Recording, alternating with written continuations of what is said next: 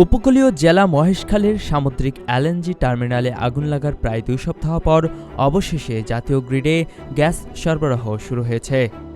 কারিগরি ত্রুটি মেরামতের পর অ্যাক্সিলারেটর এনার্জি পরিচালিত এই ভাসমান টার্মিনালটি আংশিকভাবে চালু করা হয়েছে।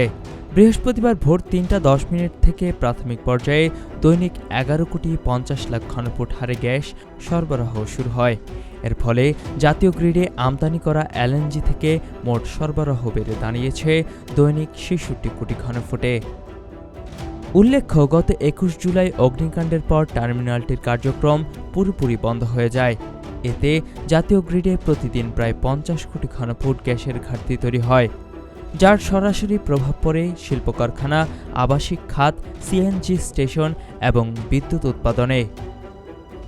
পেট্রোবাংলা এবং আরপিজিসিএলের সূত্রে জানা গেছে, ধাপে ধাপে টার্মিনালটির সরবরাহ সক্ষমতা বাড়ানো হচ্ছে। আগামী ৪ থেকে ৫ দিনের মধ্যে এটি পূর্ণ সক্ষমতায় ফিরে আসবে বলে আশা করা হচ্ছে। পর্যাপ্ত এলএনজি কার্গো পাওয়া গেলে শীঘ্রই বিদ্যুৎ ও গ্যাস সংকট অনেকটা কেটে যাবে। কুমিল্লার কাগজ, নিউজ ডেস্ক।